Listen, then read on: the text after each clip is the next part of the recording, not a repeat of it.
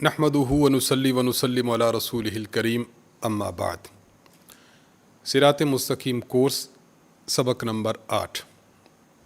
آج کے کورس میں بھی انشاءاللہ العزیز 5 باتیں بیان ہوں گی۔ نمبر 1 قرآن کریم کی آیت، نمبر 2 حدیث مبارک، نمبر 3 عقیدہ، نمبر 4 مسئلہ اور نمبر 5 دعا۔ قرآن کریم میں سورۃ النساء آیت نمبر 171 اللہ تعالیٰ ارشاد فرماتے ہیں: اعوذ باللہ من الشیطان الرجیم، بسم اللہ الرحمن الرحیم، یا اہل الکتاب لا تغلوا فی دینکم ولا تقولوا علی اللہ الا الحق۔ اے اہل کتاب، اپنے دین میں حد سے نہ بڑھو اور اللہ کے بارے میں حق بات کے علاوہ اور کوئی بات نہ کہو۔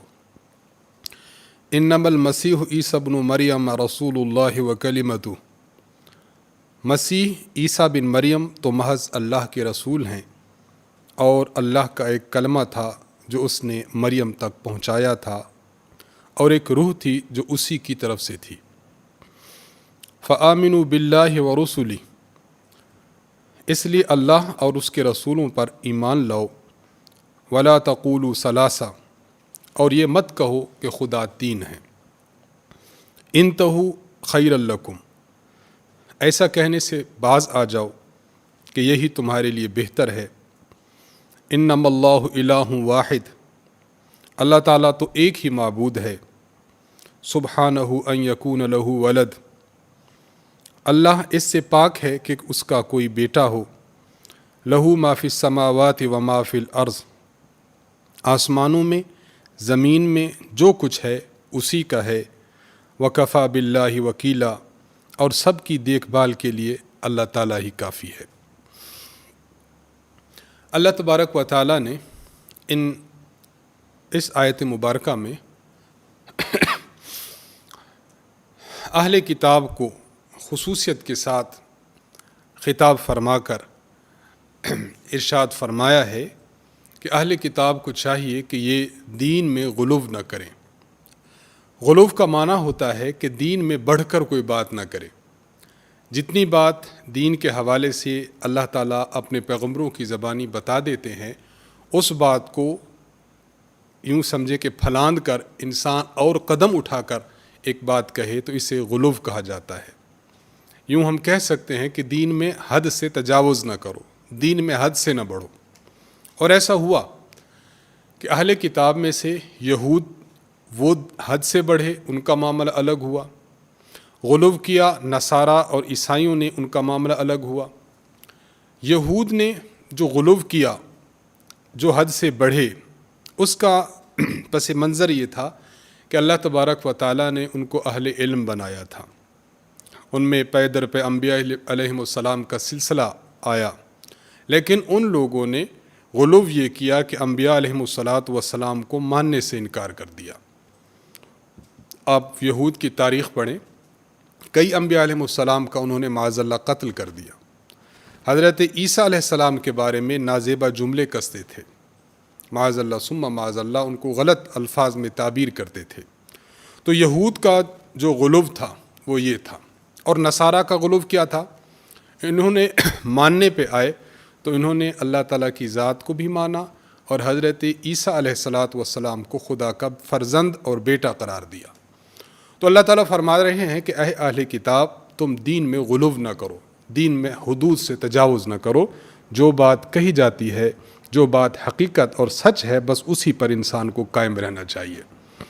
اہل کتاب کو بھی خطاب ہے، اور اس سے ہمیں بھی ایک سبق حاصل ہوتا ہے کہ بطور مسلمان ہمیں بھی جو باتیں اللہ تعالیٰ نے فرمائی ہیں، جناب رسول اللہ صلی اللہ علیہ وسلم نے فرمائی ہیں، ہمیں بھی ان حدود سے تجاوز نہیں کرنا چاہیے۔ اللہ تعالیٰ کی ذات وحدہ لا شریک ہے، تو خدا کی توحید کا اقرار کریں۔ جناب رسول اللہ صلی اللہ علیہ وسلم اور دیگر انبیاء علیہم السلام، ان کو اللہ کا رسول، اللہ کا بندہ اور اللہ تعالیٰ کا چنا ہوا پیغمبر ماننا چاہیے۔ اس طرح ہمیں نہیں کرنا چاہیے کہ اللہ تعالیٰ کی جو صفات ہیں وہ انبیاء علیہم السلام میں مانیں، معاذ اللہ۔ خدا تعالیٰ کی جو صفات ہیں وہ ہم اولیاء اللہ میں مان لیں معاذ اللہ، تو اس سے اجتناب کرنا چاہیے۔ اور اس بات سے بھی اجتناب کرنا چاہیے کہ اللہ تعالیٰ نے انبیاء علیہ السلام کو جو شان و شوکت، مقام و مرتبہ دیا ہے، معاذ اللہ اس کا انکار کیا جائے۔ اللہ تبارک و تعالیٰ نے انبیاء کے ہاتھ پر معجزات پیش فرمائے ہیں، ان کا انکار کیا جائے معاذ اللہ۔ اولیاء کرام، بزرگان دین کے ہاتھ پر اللہ تعالیٰ کرامات کا ظہور فرماتے ہیں، کرامات کا انکار کیا جائے، تو ان چیزوں سے بھی ہمیں اجتناب کرنا چاہیے۔ جو سیدھی راہ صراط مستقیم خدا تعالیٰ نے فرمائی ہے اس پر گامزن رہنا چاہیے۔ پھر اس آیت میں خصوصیت کے ساتھ عیسائیوں کے ایک عقیدہ کا تذکرہ ہے۔ وہ تذکرہ یہ ہے کہ بعض عیسائی یہ عقیدہ رکھتے ہیں، جس کو ہم عقیدہ تثلیث بھی کہتے ہیں، کہ اللہ تعالیٰ کی ذات، حضرت عیسیٰ علیہ السلام کی ذات اور روح القدس، یہ تینوں کے تینوں مجموعتاً بھی خدا ہیں، اور ان میں سے ہر ایک اپنے اپنے طور پر الگ سے بھی خدا ہے۔ عقیدہ تثلیث ان میں معروف ہے۔ تو اللہ فرماتے ہیں کہ ایسا کہنے سے باز آ جاؤ، انتہو خیر لکم، اس سے تم باز آ جاؤ، یہ حق تمہارے حق میں بہت بہتر ہے۔ پھر اس کی اللہ تبارک و تعالیٰ نے جو وجہ بیان فرمائی ہے وہ بہت بہترین اور دلیل کے ساتھ گفتگو فرمائی ہے۔ اللہ تعالیٰ ارشاد فرماتے ہیں کہ دیکھیں، بیٹا وہ بناتا ہے، اپنے ساتھ خدا کسی اور کو وہ رکھے گا، یعنی یوں سمجھیے کہ اگر ایک ذات ہے اپنے ساتھ اوروں کو شریک اس وقت کرتی ہے کہ جب جو چیزیں اس نے پیدا کی ہوں ان کی نگرانی سے، ان کو رزق و روزی دینے سے، ان کی تخلیق سے جب عاجز اپنے ساتھ اوروں کو ٹھہراتی ہے۔ لیکن اللہ تعالیٰ فرماتے ہیں کہ میرے قبضہ قدرت میں تو آسمان اور زمین اور یہ تمام چیزیں میرے قبضہ قدرت میں ہیں، اور اللہ فرماتے وکفا باللہ وکیلا، ان سب کی دیکھ بھال کے لیے خدا اکیلا کافی ہے۔ تو جو ذات ان تمام چیزوں کی دیکھ بھال کے لیے اکیلی کافی ہے، تو اس کو کیا ضرورت ہے کہ وہ اپنے ساتھ اوروں کو بھی ملا لے۔ لہٰذا ان عیسائیوں کا عقیدہ تثلیث کی بنیاد پر تین خداؤں کا اقرار کرنا یہ بالکل غلط ہے، اس سے ان لوگوں کو اجتناب کرنا چاہیے۔ نمبر 2، حدیث مبارک۔ حضرت ابو موسیٰ اشعری رضی اللہ تعالی عنہ سے صحیح بخاری میں روایت موجود ہے، فرماتے ہیں کہ جناب نبی اکرم صلی اللہ علیہ وسلم نے ارشاد فرمایا، ما احد اصبر علی اذن سمعہ من اللہ یدعون لہ الولد ثم یوافیہم ویرزقہم، کہ اللہ کے نبی فرماتے ہیں کہ تکلیف دہ بات کو سن کر صبر کرنے والا اللہ سے بڑھ کر کوئی نہیں۔ لوگ اللہ تعالیٰ کو تکلیف دیتے ہیں کہ اللہ تعالیٰ کے لیے بیٹے ہونے کا دعویٰ کرتے ہیں کہ خدا کا بیٹا ہے، لیکن اللہ تعالیٰ اس بات کو پھر برداشت کر کے لوگوں کو عافیت بھی دیتا ہے، لوگوں کو رزق بھی دیتا ہے۔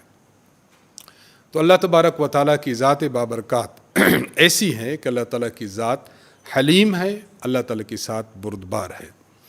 اس سے یہ پتہ چلا کہ اگر کوئی شخص اللہ تبارک و تعالیٰ کے بارے میں اس طرح کا عقیدہ رکھتا ہے، فلاں خدا کا شریک ہے، فلاں خدا تعالیٰ کی فلاں صفت میں شریک ہے، اور اس کے باوجود اللہ تعالیٰ کی طرف سے اس کو پکڑ نہیں ہوتی، تو وہ ہرگز یہ نہ سمجھے کہ میرا یہ عمل، میرا یہ عقیدہ رکھنا اور نظیرہ رکھنا، میرا نظیرہ رکھنا بالکل ٹھیک ہے۔ وہ یہ بات اس وہم اور گمان میں ہرگز نہ رہے۔ اس کی وجہ کہ اللہ تعالیٰ جو اس کی پکڑ نہیں فرما رہے، تو یہ اللہ اپنی صفت حلم کا اظہار فرما رہے ہیں۔ اللہ چونکہ حلیم ذات ہے، اس لیے اللہ تعالیٰ بردباری کے ساتھ صبر آزما ہے کہ یہ شخص کہاں تک جاتا ہے۔ تو اس شخص کو چاہیے کہ ایسے غلط اعتقادات سے بہت دور رہے، تاکہ کہیں ایسا نہ ہو کہ خدا تعالیٰ کے غضب کی صفت کو جوش آ جائے اور اس شخص کو اللہ تبارک و تعالیٰ بھسم کر ڈالیں۔ اس لیے انسان کو ان جیسے غلط عقائد سے، نظریات سے اجتناب کرنا چاہیے۔ نمبر 3، عقیدہ۔ آج کے عقیدے کے حوالے سے 2 باتیں ذہن میں رکھ لیں، اللہ تعالیٰ کا عدل اور اللہ تعالیٰ کا فضل۔ اللہ تبارک و تعالیٰ نے جس طرح انسانوں کو پیدا فرمایا، اپنے بندوں کو وجود بخشا، اسی طرح بندوں کے جو افعال ہیں اللہ تعالیٰ ان کے بھی خالق ہیں۔ انسان جو افعال، جس انسان سے بھی کوئی فعل سرزد ہوتا ہے، تو انسان سے سرزد ہونے والے فعل 2 قسم کے ہیں۔ ایک ہم کہہ سکتے ہیں کہ انسان افعال کرتا ہے اپنے اختیار کے ساتھ، اور بعض افعال ایسے ہیں جو انسان کرتا ہے لیکن اضطرار کے ساتھ۔ اختیار کا معنی ایک چیز آپ اٹھانا چاہیں آپ اٹھا سکتے ہیں، اس کو اکھیڑنا چاہیں اکھیڑ سکتے ہیں، اور اضطرار کا معنی کہ بندہ مجبور ہو جائے۔ اللہ تعالیٰ نے موت کا وقت لکھ دیا ہے، اب بندہ یہ چاہے کہ میں اس سے 2 سٹیپ آگے نکل جاؤں، 2 سال پیچھے پہلے فوت ہو جاؤں، تو ایسا نہیں کر سکتا۔ تو بعض اعمال اختیاری ہیں اور بعض اضطراری اور مجبور جبر کے ساتھ ہیں۔ اب کوئی شخص جو ایسے امور جو اضطراری ہیں، رزق ہے خدا نے جو لکھ دیا، جتنی انسان کوشش کر لے، کوشش اپنی جگہ پر کرنی چاہیے، لیکن جو حد اللہ نے اپنے علم کے مطابق مقرر کی ہے انسان اس کو کراس نہیں کر سکتا۔ تو جو امور اور جو افعال ایسے ہیں جس میں بندہ مجبور ہے، اضطراری افعال ہیں، اس میں تو پکڑ نہیں ہوگی، لیکن جو افعال انسان کے قبضہ قدرت میں آتے ہیں، انسان ان کو کر سکتا ہے اور انسان کے اختیار میں ہے، ان افعال میں اگر انسان اللہ تبارک و تعالیٰ کے دیے ہوئے اختیار کے مطابق نیک فعل کرتا ہے، نیک کام کرتا ہے، تو اللہ تعالیٰ اس کو اجر عطا فرماتے ہیں، ثواب دیتے ہیں۔ ہمارا یہ عقیدہ ہے۔ اور وہ اختیاری کام جس میں اپنے اختیار سے انسان غلط راہ پر چلتا ہے، گناہ کرتا ہے، تو ان کاموں اور ان افعال پر اللہ تعالیٰ بندے کی پکڑ فرماتے ہیں اور اللہ تعالیٰ اس بندے کو گناہ دیتے ہیں۔ تو اللہ تبارک و تعالیٰ اگر انسان کو دیتے ہیں، توفیق دیتے ہیں، اور بندہ نیک کام کرتا ہے، تو بندے کو اترانا نہیں چاہیے کہ چونکہ نیک کام کیا اس لیے اللہ تبارک و تعالیٰ مجھے دے رہے ہیں۔ انسان کو دیکھنا چاہیے کہ اگر اللہ توفیق ہی نہ دے تو میں کام کیسے کرتا۔ اللہ نے مجھے اتنی نعمتوں سے نوازا ہے، اگر میں نے یہ نیکی کر دی ہے تو پھر اللہ تعالیٰ مجھے جو دے رہے ہیں میرا حق نہیں ہے، یہ خدا تعالیٰ کا فضل و کرم ہے۔ اور اگر کوئی بندہ گناہ کرتا ہے، اللہ تعالیٰ اس پر پکڑ فرماتے ہیں، تو یہ اللہ تعالیٰ کا قانون عدل ہے۔ تو انسان کو دونوں پہلو سامنے رکھنے چاہیے، عدل کا پہلو بھی اور فضل کا پہلو بھی۔ نمبر 4، آج کا مسئلہ۔ آج کے مسئلہ میں ہم غسل کی 3 اقسام پیش کریں گے۔ غسل کی 3 قسمیں ہوتی ہیں، نمبر 1 فرض، نمبر 2 سنت، نمبر 3 مستحب۔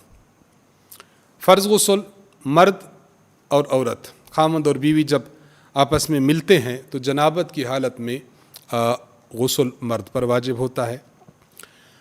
مرد پر اس کے علاوہ اور کسی قسم کا غسل فرض نہیں ہے۔ ہاں، خواتین پر جنابت کے علاوہ غسل واجب ہوتا ہے، جب نفاس سے فارغ ہوتی ہیں تو اس وقت بھی غسل کرنا فرض ہے۔ اسی طرح جب مینسز سے فارغ ہوتی ہیں تو اس وقت بھی ان پر غسل کرنا فرض ہوتا ہے۔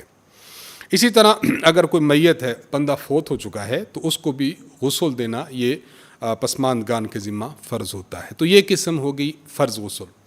نمبر 2 سنت غسل، جمعہ کے دن غسل کرنا یہ سنت ہے، عید الفطر کو یہ بھی سنت ہے، عید الاضحیٰ کو یہ بھی سنت ہے۔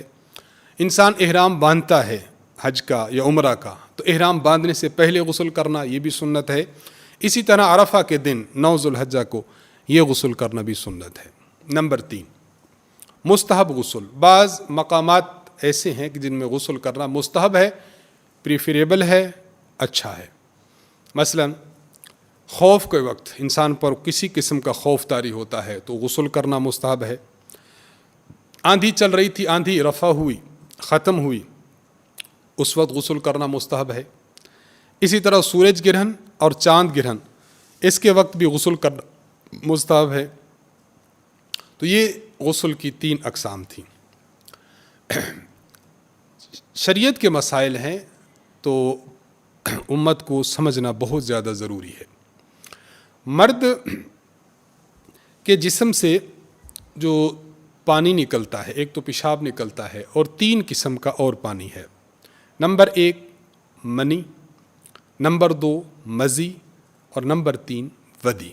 ان تینوں کو فرق بھی سمجھ لیں اور ساتھ ساتھ ہر ایک کا حکم بھی سمجھ لینا چاہیے۔ جب آدمی ہم بستر ہوتا ہے بیوی کے ساتھ تو اس وقت ابتدا میں جو مادہ جوش کے ساتھ نکلتا ہے اور انسان کا جوش بڑھتا ہی رہتا ہے، کم نہیں ہوتا، اس مادہ کو مزی کہتے ہیں۔ اور جس وقت ہم بستر ہو اور یہ مادہ نکلے، یعنی اس مادہ کے ذریعے نکلنے سے انسان کا جوش ٹھنڈا ہو جاتا ہے اور انسان کی انسان کو مزہ آ جاتا ہے، لذت حاصل ہوتی ہے، تو اس دوسرے پانی کو کہتے ہیں منی۔